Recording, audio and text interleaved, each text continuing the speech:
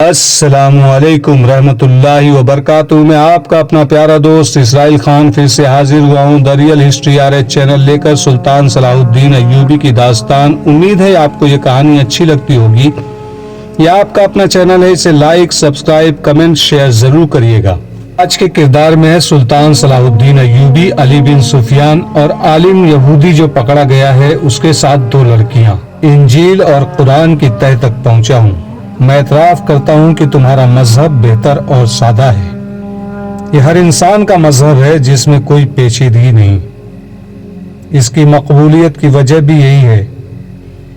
مگر میں تمہیں یہ بھی بتا دینا چاہتا ہوں کہ تمہارے دشمنوں نے تمہارے مذہب کی اصلیت کو بگاڑ دیا ہے تاکہ اس کی مقبولیت ختم ہو جائے۔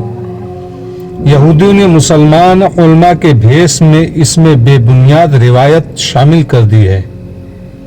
اسلام تہمت کے خلاف تھا، مگر اس وقت سب سے زیادہ توہم پرست مسلمان ہیں۔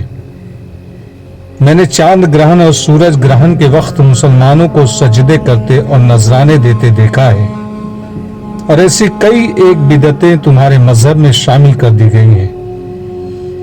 ہم ایک لمبی مدت سے تمہارے اصل نظریات کو بگاڑ رہے ہیں، کیونکہ ہم جانتے ہیں کہ دنیا میں صرف 2 مذہب رہ جائیں گے، ایک عیسائیت، دوسرا اسلام، اور یہ دونوں اس وقت تک معرکہ آرا رہیں گے جب تک کہ دونوں میں سے ایک ختم نہیں ہو جاتا۔ کسی بھی مذہب کو تیروں اور تلواروں سے ختم نہیں کیا جا سکتا، کسی مذہب کو تبلیغ سے بھی ختم نہیں کیا جا سکتا۔ اس کا یہی ایک طریقہ ہے جو میں نے اختیار کیا تھا۔ میں تمہیں یہ بتا دیتا ہوں کہ اس مہم میں میں اکیلا نہیں، پورا ایک گروہ تمہارے نظریات پر حملہ آور ہوا ہے۔ علی بن سفیان اس کے سامنے ٹہل رہا تھا اور اس کی باتیں غور سے سن رہا تھا۔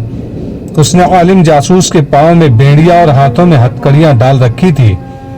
اس کا ارادہ تو یہ تھا کہ اس جاسوس کو بھی ہر جاسوس کی طرح اذیتوں کے اس مرحلے میں سے گزارے گا جہاں کسی بھی لمحے جاسوس سارے راز اگل دیتے ہیں۔ لیکن اس نے قید خانے کے ایک محافظ کو بلا کر اس آدمی کی بیڑیاں اور ہتکڑیاں کھلوا دی اور اس کے لیے پانی اور کھانا منگوایا۔ اس نے کہا، میرے اس سلوک کو اگلوانے کا حربہ نہ سمجھنا، ہم عالموں کی قدر کیا کرتے ہیں، خواہ وہ کسی بھی مذہب کے ہوں۔ میں تم سے کچھ نہیں پوچھوں گا، جو کچھ بتانا پسند کرتے ہو بتا دو، اور میں تمہاری قدر کرتا ہوں۔ علی، عالم جاسوس نے کہا، میں نے تمہاری بہت تعریف سنی ہے، تم میں فن کا کمال بھی ہے اور جذبے کی حرارت بھی۔ تمہارے لیے سب سے بڑا اعزاز اور کیا ہو سکتا ہے کہ صلیبی بادشاہ تمہیں قتل کرانا چاہتے ہیں۔ اس کا مطلب یہ ہے کہ تم صلاح الدین ایوبی اور نور الدین زنگی کے ہم پلہ ہو۔ میں تمہیں بتا رہا تھا کہ میں نے علم سے یہ حاصل کیا ہے کہ کس قوم کی تہذیب و تمدن اور مذہب کو بگاڑ دو تو فوجوں کے حملے اور جنگ و جدل کی ضرورت باقی نہیں رہتی۔ کسی قوم کو مارنا ہو تو اس میں جنسی آگ بھڑکا دو۔ یقین نہ آئے تو اپنے مسلمان حکمرانوں کی حالت دیکھ لو۔ تمہارے رسول نے کہا تھا کہ نفس کو مارو کہ یہی تباہی کی جڑ ہے۔ تمہارے قوم نے اس پر کب تک عمل کیا؟ رسول کی زندگی تک۔ یہودیوں نے اپنی حسین لڑکیوں سے تمہاری قوم کو بھڑکایا۔ آج تمہاری قوم نفس کی غلام ہو گئی ہے۔ تم میں جس کے پاس دولت آ جاتی ہے وہ سب سے پہلے حرم کی عورتوں سے بھرتا ہے۔ ہر مسلمان خواہ وہ غریب ہی ہو 4 بیویاں ضرور رکھنا چاہتا ہے۔ یہودیوں نے مولویوں کے روپ میں تمہاری نظریات میں جنسیت ڈال دی ہے۔ اگر اپنے رسول کی ہدایت پر مسلمان عمل پیرا رہتے تو میں یہ یقین سے کہتا ہوں یہ آج دنیا کا 3/4 حصہ مسلمان ہوتا، مگر اب یہ حال ہے 3/4 مسلمان برائے نام مسلمان ہیں اور تمہاری سلطنت سکڑتی سمٹتی چلی جا رہی ہے۔ تم نہیں سمجھتے کہ اس حملے کا نتیجہ ہے جو مجھ جیسے عالموں نے تمہارے مذہب اور تہذیب و تمدن پر کیا ہے۔ میرے دوست، یہ حملے جاری رہیں گے۔ میں پیشے گوئی کر سکتا ہوں کہ ایک روز اسلام اس دنیا میں نہیں ہوگا۔ اگر ہوگا تو ایک فرسودہ نظریے کی شکل میں موجود رہے گا اور اس کے پیروکار جنسی لذت میں مست ہوں گے۔ ہر کوئی صلاح الدین اور نور الدین زنگی نہیں بن سکتا، انہیں کل پرسوں مر جانا ہے۔ ان کے بعد جو آئیں گے انہیں ہم نفس پرستی میں مبتلا کر دیں گے۔ مجھے قتل کر دو، میری مہم کو قتل نہیں کر سکو گے۔ انسانوں کے مر جانے سے مقاصد نہیں مر جایا کرتے۔ میری جگہ کوئی اور آئے گا، ہم اسلام کو ختم کر کے یا اپنا غلام بنا کر دم لیں گے۔ اب چاہو تو مجھے جلاد کے حوالے کر سکتے ہو، میں اور کچھ نہیں بتاؤں گا۔ علی بن سفیان نے اس سے اور پوچھا بھی کچھ نہیں۔ وہ غالباً سوچ رہا تھا کہ اس کا کام کس قدر دشوار اور کتنا نازک ہے۔ اس صلیبی تقریب کار نے جو کچھ کہا سچ تھا۔ وہ دیکھ رہا تھا کہ قوم میں اخلاقی تباہی کے جراثیم پیدا ہو چکے ہیں۔ عرب کے امراء وزراء تو پوری طرح تباہ ہو چکے تھے۔ صلاح الدین ایوبی میدان جنگ میں صلیبیوں کو شکست دے کر سلطنت اسلامیہ کو وسیع تر کرنے کے خواب دیکھ رہا تھا، مگر صلیبیوں نے ایسے پہلو سے حملہ کیا تھا جسے روکنا سلطان ایوبی کے بس سے باہر تھا۔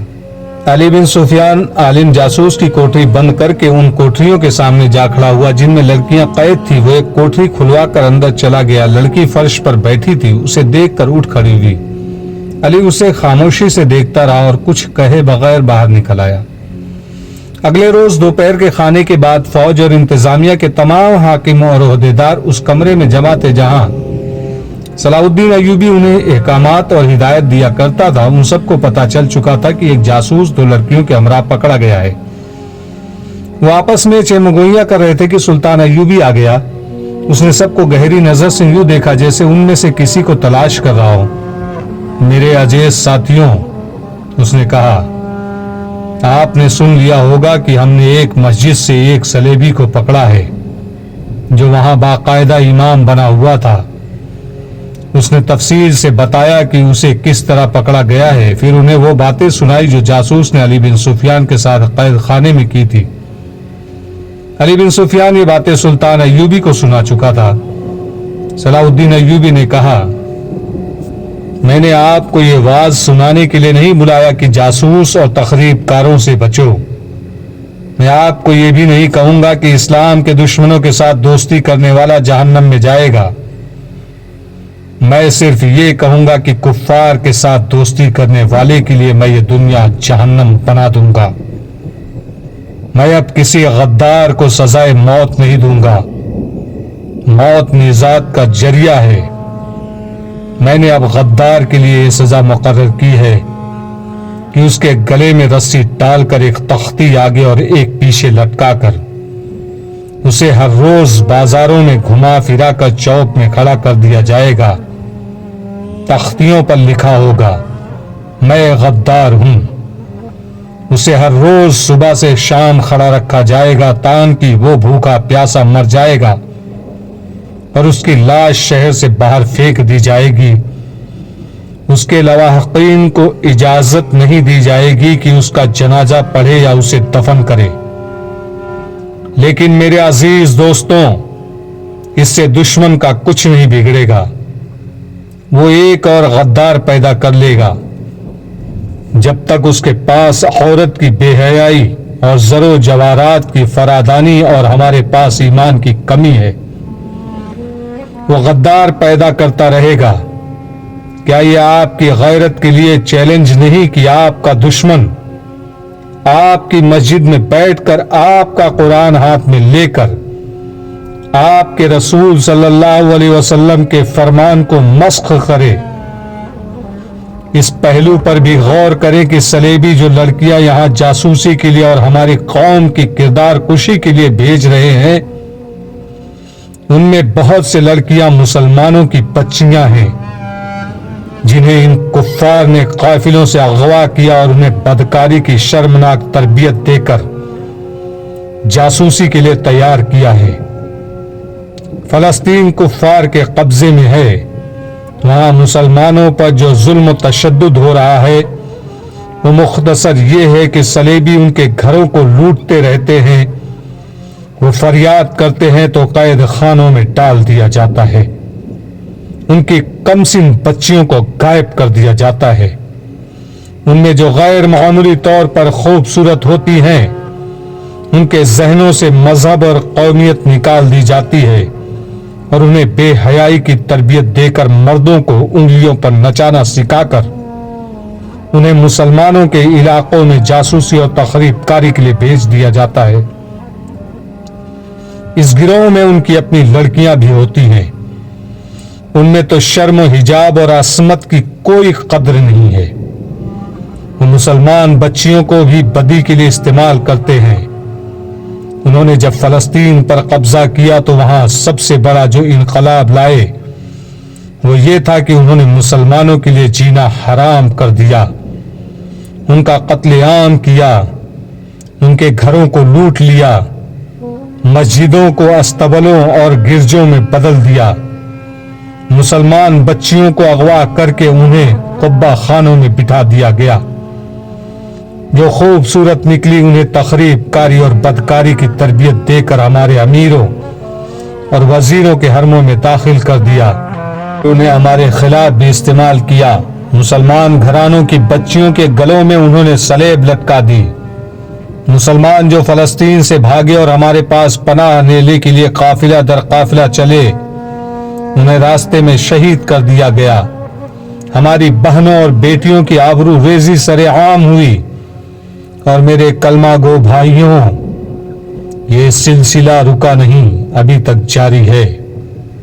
صلیبیوں کا مقصد صرف یہ ہے کہ اسلام کا کوئی نام لیوا زندہ نہ رہے اور مسلمان لڑکیاں عیسائیوں کو جنم دے۔ ہم سب پر اللہ کی لعنت برس رہی ہے کہ ہم اپنے ان مسلمان بھائیوں اور ان کے بچیوں کو فراموش کیے بیٹھے ہیں جو وہاں ذلت اور مظلومیت کی زندگی بسر کر رہے ہیں۔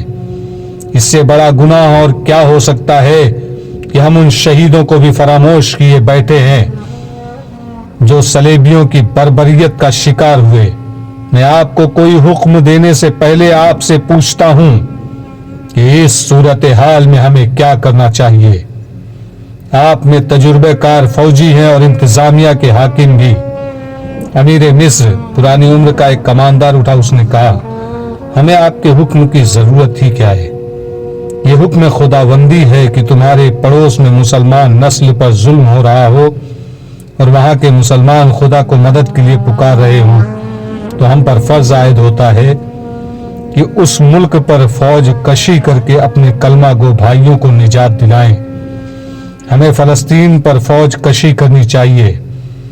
نائب سالار کے رتبے کے ایک اور شخص نے اٹھ کر جوش سے کہا کفار پر فوج کشی سے پہلے آپ ان مسلمان حاکموں اور امراء پر فوج کشی کریں جو در پردہ کفار کے ہاتھ مضبوط کر رہے ہیں۔